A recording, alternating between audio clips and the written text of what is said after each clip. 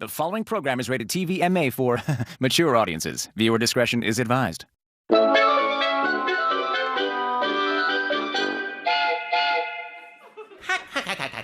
Say, olive oil. Want to have dinner with me tonight? Oh, Popeye! There's nothing I'd love more. I don't think so, you runt. Come here. Oh, no! Popeye, help! This looks like a job for me, spinach. What's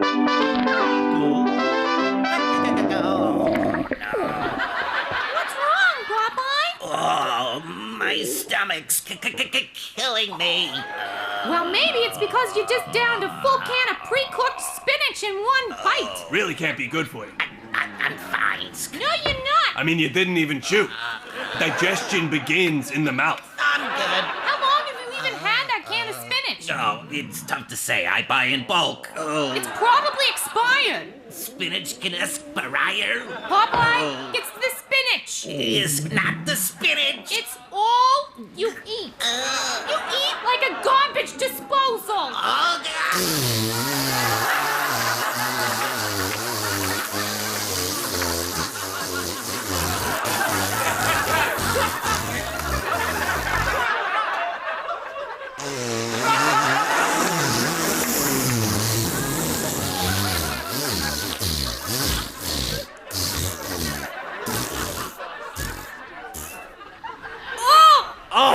Oh, it's absorbing into my beard. Let's get out of here. Bye, Popeye. Oh, You're God. gross. Smells like low tide. Oh.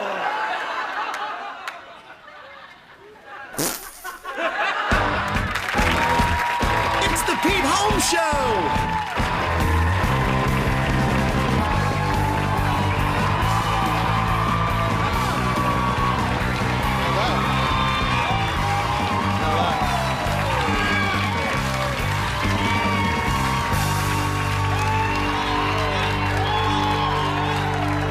Thanks, everybody. I always try to have the body language nice and open up top. You want to be like, hello. You know what I mean? That's evolutionary. It's like if you do this when you're nervous, you know what I mean? It's because this is a kill stroke. For like a tiger, that's your bowels. Ah, he's got you. Also, your shoulders, when you do that, it's to protect your neck. You ever notice when you're nervous, you're like, well, it'd be great to work at Kinko's. Relax. Open. Open hearts, open hands. Let's pray. So yeah, this is what I do. I'm a TV host. But you know what I did before this? I waited tables at Bennigan's. Yeah. That's what I did before this.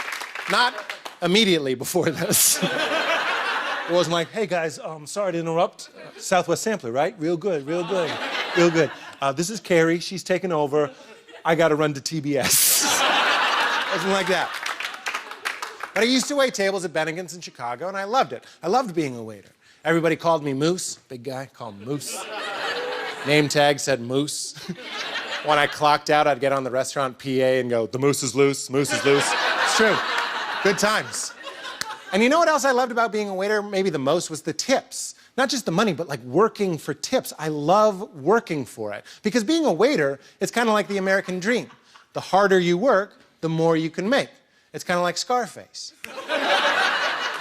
Only waiters do slightly more cocaine. I'm just kidding. Moose was drug-free.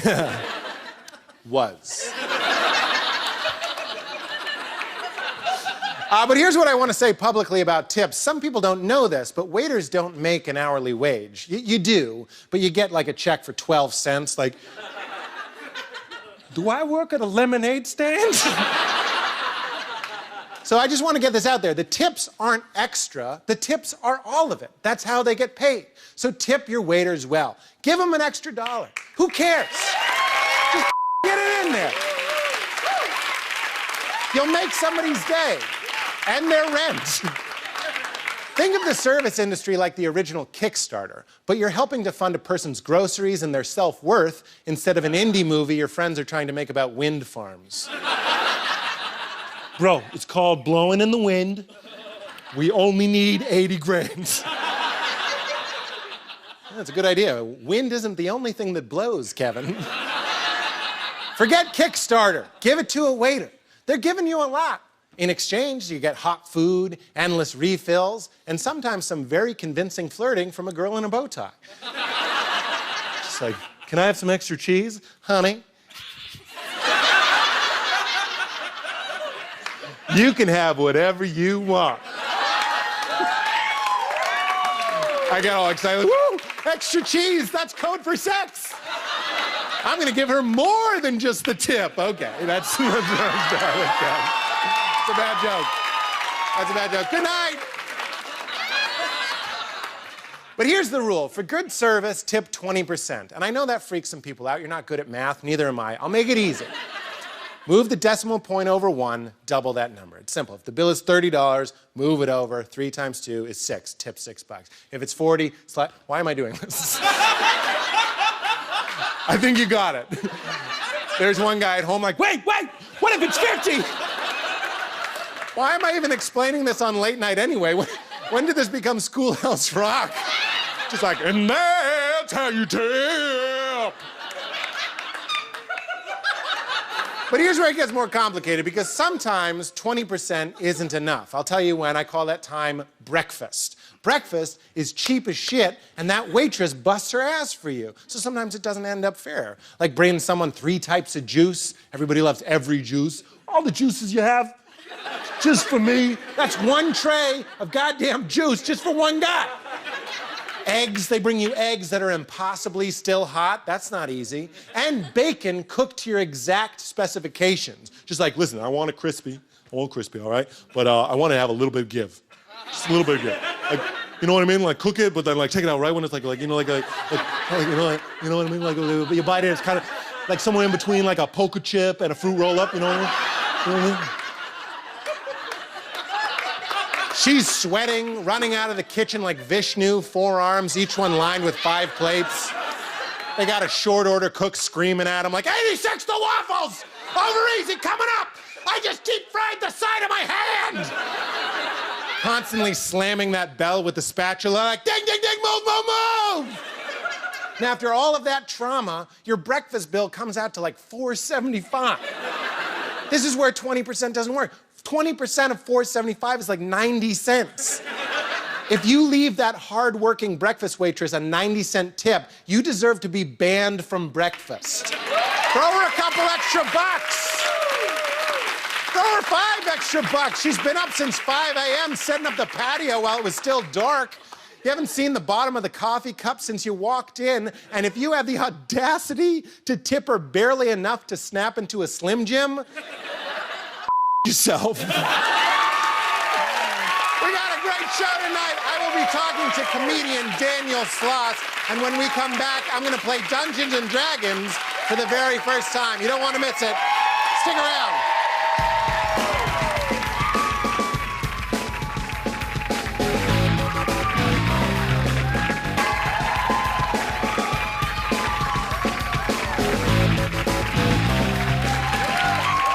Welcome back, everybody. So I am into a lot of nerdy stuff, but I've never played Dungeons and Dragons, the holy grail of nerd culture, before in my life. So I got together with some of my friends to play D&D for the very first time. Check it out. This is great, guys. I'm so excited to play Dungeons and Dragons for the first time. Excellent. So in this game, you can do anything you want. You have complete free will, okay? I love it. Open-ended. Okay, let's set the scene. Xanadon, Elric, Thaddeus. You enter an old tavern in the town of Beldain. You see a table near the fireplace at the far wall, and seated beside it is a wizard holding an orb, and he's speaking strange incantations into it. What would you like to do? Okay, I enter the tavern. Yes. I get a table. On the opposite end of the room is the wizard. So far away from him. I would like to be as far away from the wizard as possible. Okay, because there are tables near him that are completely open. I don't want to talk to old weird men talking to orbs. No, Okay, look, the wizard appears before your table and sits down with the 3 of you. Okay, that's weird, because for all he knows, we're waiting for a 4th. He's a little offended, but then he says, listen to the tale of the ogre of Korgal. He's coming on a little strong. So I stand He up. says, where are you going? I say, none of your business. The wizard says, stop it. Stop doing that. You said I could do anything, but this is an open-ended game. Yes. Pete, maybe we should talk to the wizard. He can send us on a quest. I'm into quests. I'm a quest kind of guy. Okay. I just don't want to quest on an empty stomach. So I ask to look at a menu. The tavern wench comes over and she Ooh, goes, tavern wench. she's in her 40s. How's her body? It's good. What's good here, milady? She says, the mutton? I would love the mutton. Maybe we should do something a little more adventurous. More adventurous. Lean in real close and Yes. say, give me the eggplant parm. How is that adventurous? 6 times out of 7, it gives me Rhea. Rhea? Diarrhea. There's no, she says, there's no eggplant parm. Of course there wouldn't be. It is a dark age economy, so why would that even be in this? Then I'll have the mutton. Fine.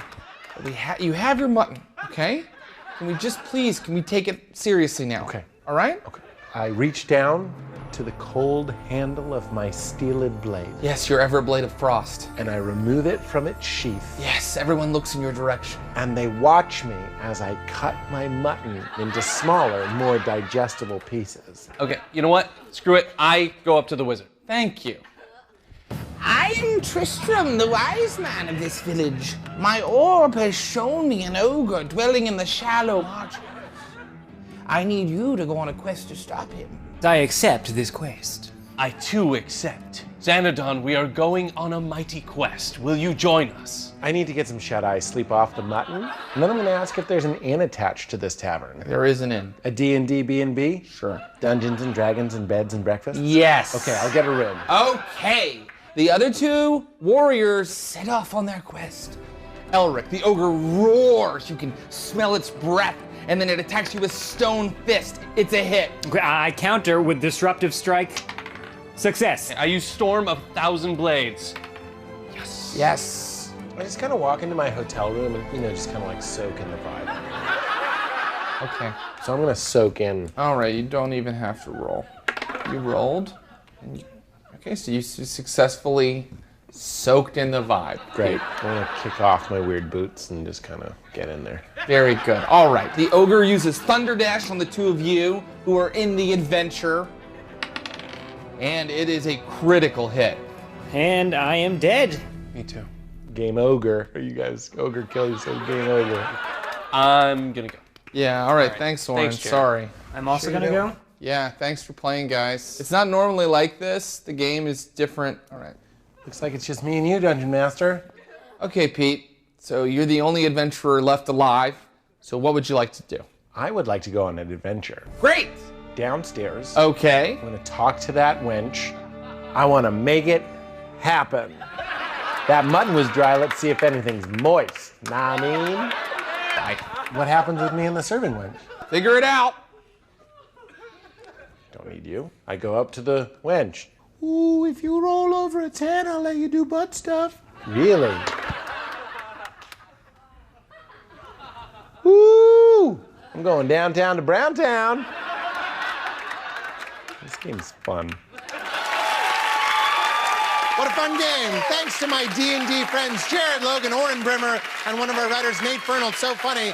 When we come back, I'll be talking to comedian Daniel Sloss. Don't move.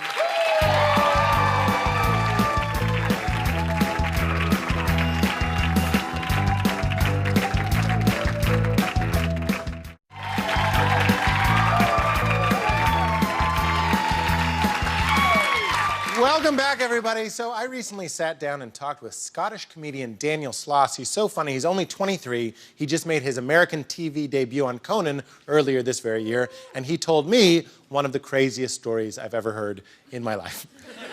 Take a look. I'm super excited to be sitting here with Daniel Sloss, a hilarious comedian, Scotsman. Mm-hmm. Is Scot derogatory? No. A Scot. Mm-hmm. F Scott. It's just Sloss doesn't sound good. It sounds like a side. Like a what? Yeah, A side like a of side dish. I'll have the turkey burger. Do you have Sloss? We got some. Is it vinegar or is it mayonnaise? Well, we can choose. We make it fresh in the back. Nobody likes 2-day-old Sloss. It's not great. you're a young man. How old are you? I'm 23. And you've been doing comedy 6.5 years. That's a long time. Yeah. So your parents encouraged you to go into comedy? Oh, yeah. Dad's a huge comedy fan.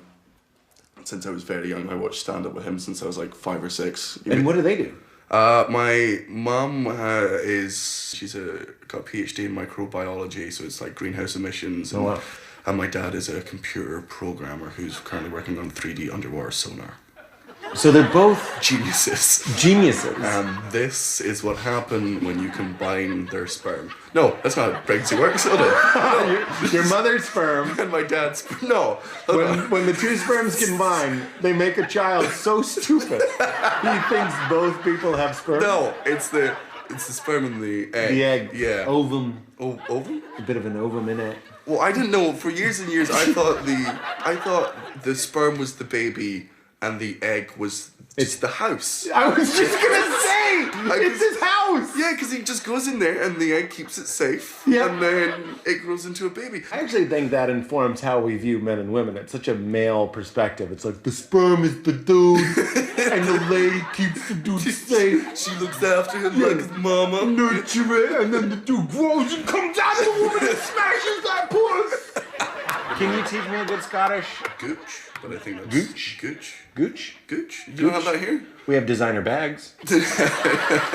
Canal Street, you can get a fake gooch. Gooch is the bit between your balls and your anus. We call that the taint. Oh, the taint. Building bridges between our divisions. We call that the taint or the notcha, because it's not your penis, not your anus. And that's now what I'm calling it. That's amazing. The notcha! What about intercourse? You having intercourse? I have had sex with over 1 woman. So that's... I'm going to call that double digits because I do... Because I got 2 in. Oh, double digits! Double digits. They call them digits. For years and years and years, like all my comedian friends always had sort of like great sex stories, like as comedians do. And it wasn't until I went to Sweden for the first time. You went to Sweden? I went to Sweden. I met this girl. Let me guess, you're 24 and you got out of like a 3-year relationship recently? She's like, I'm married with 2 kids. And I was like, oh, well, okay, well that's just then the game over sign came down. Yeah. But I'm not an asshole. I'll play after the credits and stuff. I wasn't going to stop talking to her because she wasn't going to have like sex the with me. DMV? Yeah, you've been done. This window's closed. Yeah, and so I'm like, I'm going to go to the after party. And she's like, oh, I thought we were going to go back to your hotel room and have sex. And I was like, oh, I didn't know that was an option. But sure, that sounds way better than what I had planned. So like you and your husband are divorced. She's like, no, but he cheated on me 3 years ago, so I owe him one. She kissed me, and when she kissed me, I noticed one of her hands was on my back, but her other hand wasn't anywhere. And she brought it up here and took a photo of us kissing and then sent it to her husband. And I was like, okay, so this is like Sweden's a very liberal place. It's very for free thinking and stuff. So I was like, this is like an agreement you guys have. She's like, no, I just want to see how you'll react. And we went to the hotel room. We're having sex. Wait, what? Oh yeah, I didn't have a choice anymore in this, and I was drunk. You're just a pawn. I was used. It was awesome. You were used. It was so good. You loved it. Yeah. You loved being used. Oh, it was amazing. So you're boning. Her phone's going off the entire time. Jesus Christ! Yeah. Texts. No! Phone, Snapchats. No! And I'm like, what are the Snapchats? Just him like... videos of him going... Grrr! And so I'm like, you're going to need to hang that up. This is freaking me out. Turn it off. Like, it's distracting me. She leaned over, answered it, put it on loudspeaker, and then started moaning down the phone to her husband.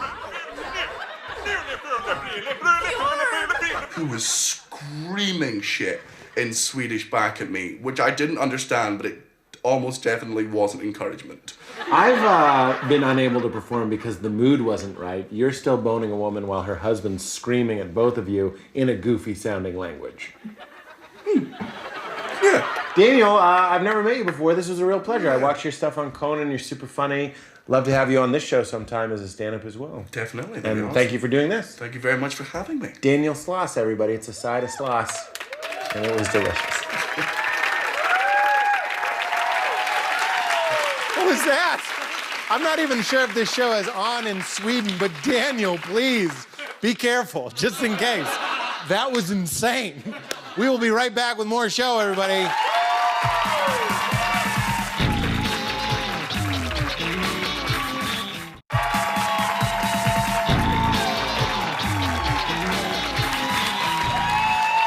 That's our show, everybody. Thank you, Daniel Sloss, and we will see you next time. Good night.